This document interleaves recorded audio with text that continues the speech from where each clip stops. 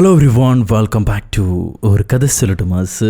My dear സുഹൃത്തുക്കളെ, നമുക്കിന്നൊരു നല്ല കൊറിയൻ സിനിമ കാണാം. ഒരുപാട് നാളായി കൊറിയൻ വശത്തേക്ക് പോയിട്ട് വീണ്ടും നല്ല ക്വാളിറ്റി സിനിമയ്ക്ക് അങ്ങോട്ട് തന്നെ പോകേണ്ട അവസ്ഥയായി. ഇന്ന് നമ്മൾ കാണാൻ പോകുന്നത് 2021 4 വർഷം മുന്നേ റിലീസ് ചെയ്ത ഹാർഡ് ഹിറ്റ് എന്ന സൗത്ത് കൊറിയൻ അടിപൊളി ത്രില്ലറാണ്. തുടക്കം മുതൽ ഒടുക്കം വരെ തരിച്ചിരുത്തും ത്രില്ലർ. ഒരപ്പൻ തൻ്റെ മക്കളെ രക്ഷപ്പെടുത്താൻ വേണ്ടി പെടുന്ന പാടാണ് ഈ പടം മുഴുവൻ. എന്നാൽ പിന്നെ സിനിമയുടെ കഥകൾ കേൾക്കാൻ ഇഷ്ടപ്പെടുന്ന നമ്മുടെ കൂട്ടുകാരെല്ലാവരും ചാനൽ സബ്സ്ക്രൈബ് ചെയ്തോളൂ. നമുക്കിപ്പോൾ ഈ കഥയിലേക്ക് കിടക്കാം. ഈ സിനിമയുടെ തുടക്കത്തിൽ സമാധാനമായി കിടന്നുറങ്ങുന്ന നമ്മുടെ ഹീറോയുടെ തലയിലേക്ക് ആരോ തോക്ക് ചൂണ്ടി നിൽക്കുന്നു.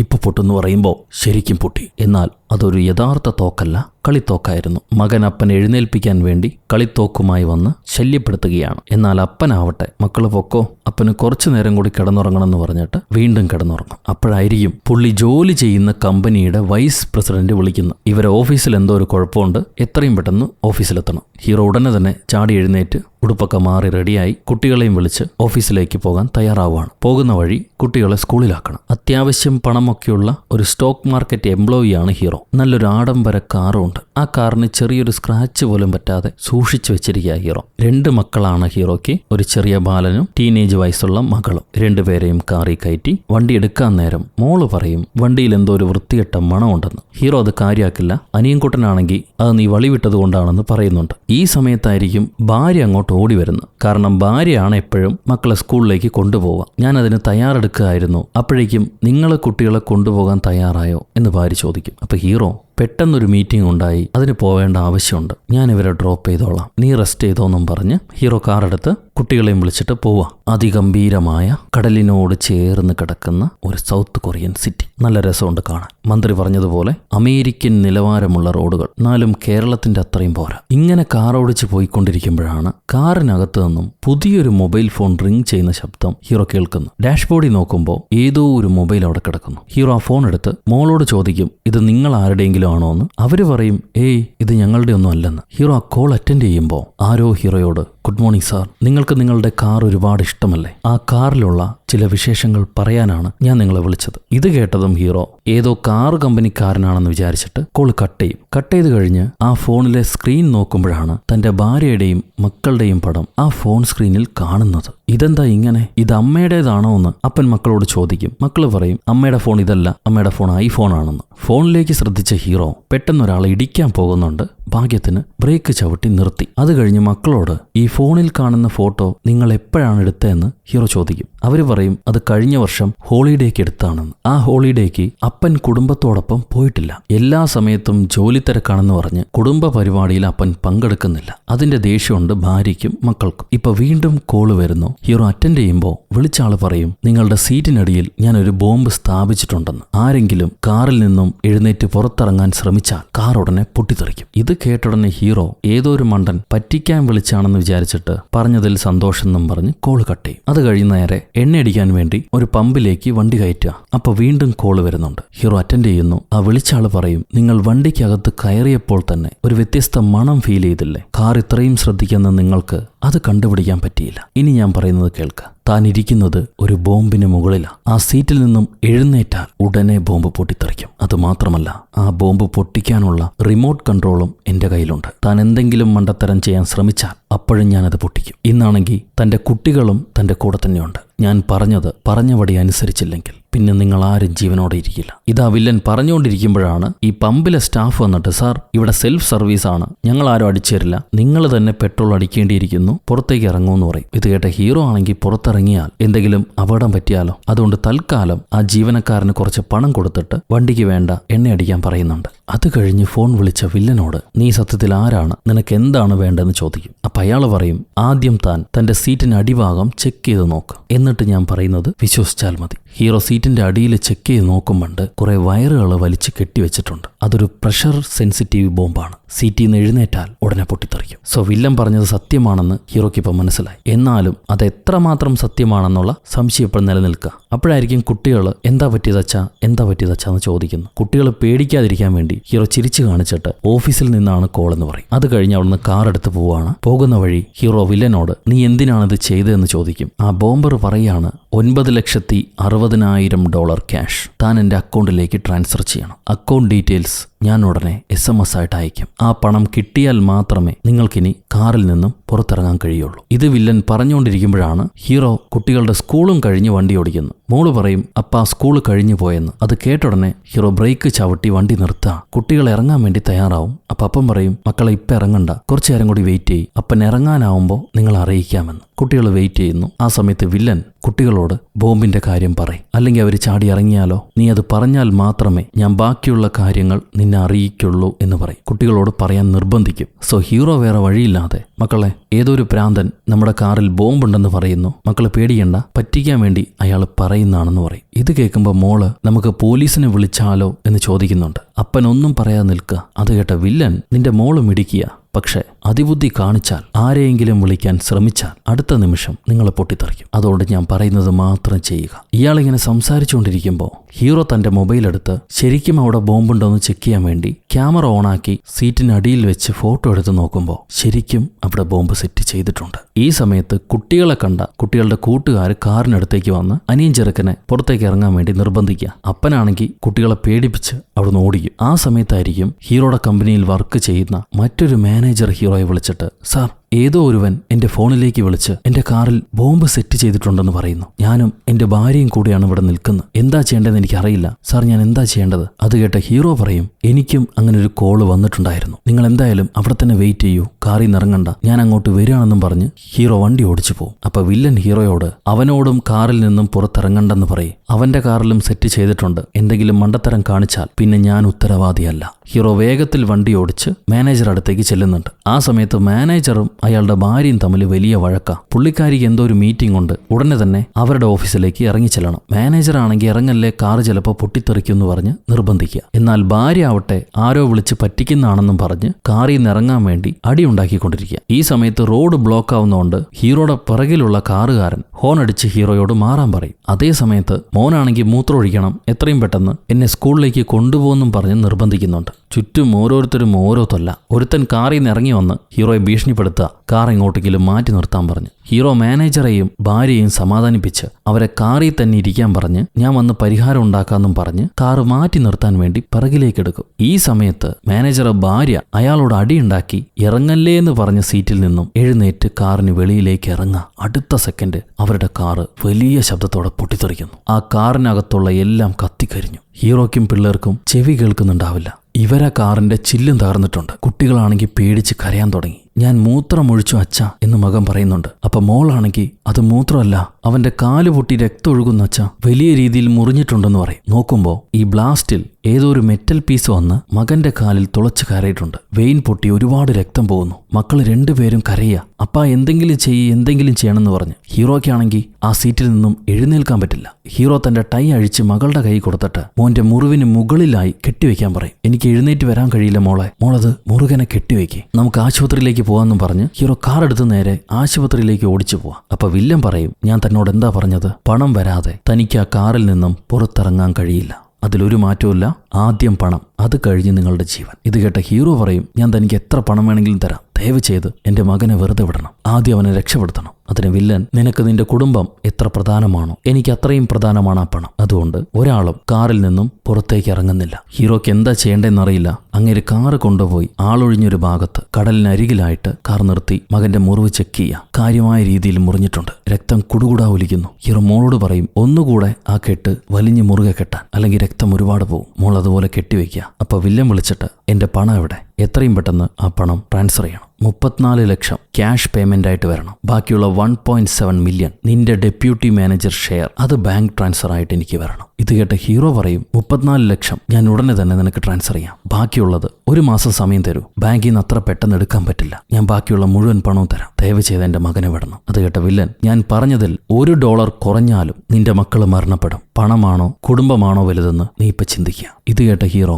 ഉടനെ തന്നെ തന്റെ കമ്പനിയിലെ ആൾക്കാരെ വിളിച്ച് വിളിച്ച് അവരെ സ്ഥിരം ക്ലയൻസ് നിന്ന് കൂടുതൽ പണം വാങ്ങിക്കാൻ പറയും. പെട്ടെന്നൊരു ഓഫർ വന്നിട്ടുണ്ട്, പണം ഇൻവെസ്റ്റ് ചെയ്താൽ ഡബിൾ ആവുമെന്ന് പറഞ്ഞിട്ട് കൂടുതൽ ഷെയർ വാങ്ങിക്കാൻ പറയും. ഹീറോയുടെ അക്കൗണ്ടിൽ നിന്ന് മാറ്റിയാൽ ബാങ്ക് തെഫ്റ്റ് ആണെന്ന് മനസ്സിലാക്കി അത് ബാൻ ചെയ്യും. അതുകൊണ്ടാണ് ക്ലയൻസിന്റെ കയ്യിൽ നിന്ന് വാങ്ങിക്കുന്നത്. ഏതോ ഒരു കൊളീഗിനെ വിളിച്ച് ഹീറോ താൻ കൊടുക്കുന്ന അക്കൗണ്ട് നമ്പറിലേക്ക് ആ പണമെല്ലാം മാറ്റാൻ പറയുന്നുണ്ട്. എന്നാൽ ആ കൊളീഗ് പറഞ്ഞാൽ അധികം ആൾക്കാർ വിശ്വസിക്കില്ല. അതുകൊണ്ട് ഹീറോ തന്നെ നേരിട്ട് ചില ക്ലയന്റിനെ വിളിച്ച് പുതിയൊരു ഓഫർ വന്നിട്ടുണ്ട്, അവരുടെ കയ്യിലുള്ള പണം ഇൻവെസ്റ്റ് ചെയ്യാൻ പറയും. അതിലൊരു അമ്മച്ചി അവരുടെ ലാൻഡൊക്കെ വിറ്റ പണം പ്രായമായതുകൊണ്ട് സേവിങ്സിലേക്ക് വെച്ചിരിക്കുകയാണ്. അതെടുക്കാൻ പേടിയാണെന്ന് പറയുമ്പോൾ ഹീറോ എന്നെ വിശ്വസിച്ച് ആ പണം തന്നോളൂ, നിങ്ങൾക്ക് ഇരട്ടിയാക്കി തരാമെന്നും പറഞ്ഞ് ആ പണം കൂടെ വാങ്ങിക്കാൻ ശ്രമിക്കുക. ഇതെല്ലാം അവിടെ നടക്കുമ്പോൾ ഇവിടെ ബോംബ് ബ്ലാസ്റ്റ് ആയ സ്ഥലത്ത് എത്രയും പെട്ടെന്ന് ഒരുപാട് പോലീസുകാർ കൂടിയിട്ടുണ്ട്. എന്തുകൊണ്ടാണ് ബ്ലാസ്റ്റ് ആയത്, ഇതെങ്ങനെ സംഭവിച്ചു എന്നറിയാൻ വേണ്ടി അവർ CCTV ചെക്ക് ചെയ്യുമ്പോൾ ഹീറോയുടെ കാറ് ഈ ബ്ലാസ്റ്റ് ആയ കാറിന് അരികിലായി കുറച്ചു നേരം നിൽക്കുന്നതും അവർ തമ്മിൽ സംസാരിക്കുന്നതും പോലീസുകാർ കാണുന്നുണ്ട്. ഈ സമയത്ത്